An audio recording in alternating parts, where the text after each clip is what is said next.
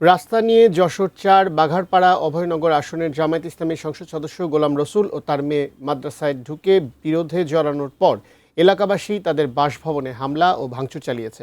এক পর্যায়ে বিক্ষুব্ধরা যশোর নড়াইল সড়কও অবরোধ করে। যশোর থেকে নজরুল ইসলাম মল্লিকের তথ্য, ছবিতে ডেস্ক রিপোর্ট। যশোর শহরের নীলগঞ্জে সংসদ সদস্য গোলাম রসুলের বাড়ি অবরোধ করে বিক্ষোভ করেন এলাকাবাসী। বাড়ির ভিতরে অবরুদ্ধ হয়ে পড়েন সংসদ সদস্য ও তার পরিবার। মানুষের বিক্ষুব্ধ হয়ে ওঠার কারণ পুরনো।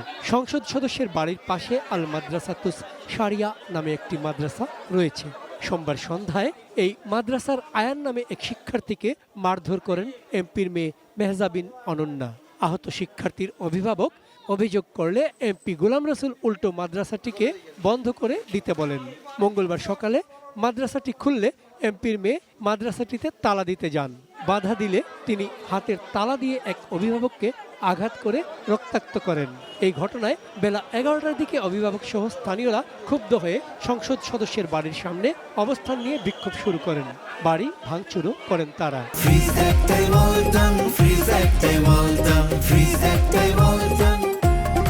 সাইকেলটা ওই মেয়ে আসার দেশে এরপরে চিৎকার করে সব জড়ো করছে, করে বিভিন্নভাবে মিথ্যা অপবাদ যে হুজুর মারেছে। কিন্তু আমরা ফটোর ভিতরে দেখলাম যে হুজুর মারিনি।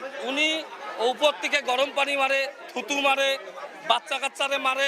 পরে সংসদ সদস্য তার ব্যক্তিগত ফেসবুকে এক ভিডিও বার্তায় ঘটনার ব্যাখ্যা দিয়ে তার যদি কোনো দায় থাকে সেজন্য দুঃখ প্রকাশ ও ক্ষমা প্রার্থনা করেন। তিনি জানান তার মেয়ে মানসিকভাবে ভারসাম্যহীন। আমার মেয়েটা অসুস্থ, সে সাইকিয়াট্রিকের রোগী দীর্ঘ 20 সাল থেকে। আমি বললাম যে আমার মেয়েটাকে মারেন না, তারপর আমার মেয়েকে তারা মারতে থাকে। যাওয়ার পর যে আমার স্ত্রী যায়, আমার স্ত্রীকে তারা মারে, বাসা ভাঙচুর করেছে, আমার গেট ভাঙচুর করেছে, বাসার বিভিন্ন গ্লাস ভাঙচুর করেছে। দুপুরে কিছুটা সময় পরিস্থিতি শান্ত থাকলেও বিকেলে আবার উত্তপ্ত হয়ে ওঠে এলাকা। ঘটনাস্থলে উপস্থিত হয় জেলা বিএনপি ও জেলা ইমাম পরিষদের প্রতিনিধি দল। বিষয়টি মীমাংসার চেষ্টা করছেন তারা। আমার মনে হয় যে এটি বড় কোনো ইস্যু না। যেটা হয় বর্তমানে অনেক জায়গায় 2 জন মানুষ আসলে কোনো একটা প্রবলেমে আর 5 জন আসে উৎসুক জনতা। এই যে মানুষের অনেকেরই কাজ নাই, হয়তো তারা এসে আনাগোনা করে, এটি একটা প্রবলেম। আশা করি এটা কালকে থেকে আর সমস্যা হবে না, আমরা ইনশাল্লাহ সমাধান করে ফেলব। চন্দন পাল, ডেস্ক রিপোর্ট, এটিএন নিউজ।